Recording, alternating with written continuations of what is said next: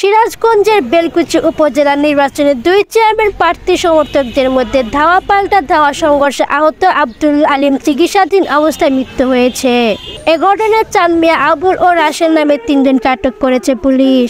গত 8 মে ফলাফল ঘোষণার আগে রাত 7:30টার দিকে মোটরসাইকেল প্রতীক সমর্থক আব্দুল আলিমকে কামারপাড়া বাস স্ট্যান্ড এলাকায় বিভিন্ন দেশীয় অস্ত্র দিয়ে মারধর করে ফেলে যায় দোয়াত-কর্মী সমর্থকরা। নিহত আব্দুল আলিম কামারপাড়া বাস স্ট্যান্ড এলাকার হায়দার আলীর ছেলে। আব্দুল আলিমের অবস্থা অবনতি হলে প্রথমে বেলকুচি স্বাস্থ্য কমপ্লেক্স প্রাথমিক চিকিৎসা করে সেখানে থেকে খাজা ইউনুস আলী মেডিকেল কলেজ হাসপাতালে নিয়ে গিয়ে চিকিৎসা করানো হয়। সেখানে অবস্থায় অবনতি হলে রবিবার রাতে ঢাকায় নিয়ে যাওয়ার পথে ভোর 3টার দিকে রাস্তায় মারা যায়। এ বিষয়ে আলহাজ বদিউজ্জামান ফকির বলেন, নির্বাচন চলাকালীন মে মাসের 1 তারিখে মনে করেন যে আমি থানায় আসি, চালা 7 রাস্তা মোড়ে আমাকে আক্রমণ করে। ওখান থেকে আমি বের হয়ে থানায় আশ্রয় নিতে আসি।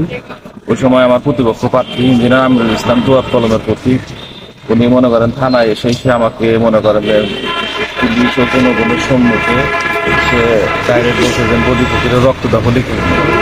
আসলে তো সে আমার রক্তদাহলি খেলতে পারতেছে না, বিদায় সে তার জনগণ দিয়ে মনে করেন যে প্রতিনিয়ত মনে করেন যে আমাদের নেতাকর্মীদেরকে আঘাত করতেছে। আর আজকে যে মারা গেছে আমার চাচা, নির্বাচনের দিন মনে করেন যে ঠিক ডিক্লেয়ার হওয়ার পর মনে করেন যে তার উপরে আক্রমণটা করে তার লোকজন। এ বিষয়ে বেলকুচি থানার officer in charge OC Anisur Rahman বলেন, আমরা জানতে পেরেছি যে নির্বাচনের দিন সন্ধ্যার দিকে ঈশান নামাজের আগে পারিবারিকভাবে তাদের আপন চাচাতো ভাইদের মধ্যে দুই পক্ষের সমর্থক এরকম জানতে পেরেছি। দুই ভাইয়ের মধ্যে মারামারির ঘটনা ঘটে, পরবর্তীতে তারা চিকিৎসা নেয়। তারা নিজেদের মধ্যে মারামারির ঘটনার বিষয়ে এই জন্য পুলিশকে অবগত করেনি। আজকে ভোরে আমি 6:45টার দিকে খবর পাই যে তাকে ঢাকায় নিয়ে যাওয়ার পথে সে মারা যায়। খবর পেয়ে সঙ্গে সঙ্গে পুলিশ ঘটনাস্থলে যায়।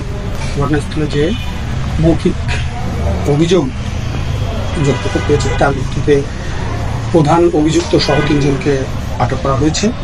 লাশের ফুরোথান রিপোর্ট প্রস্তুত করা হয়েছে। অভিযোগ প্রাপ্তি সাপেক্ষে পরবর্তী আইনগত ব্যবস্থা গ্রহণ করবে।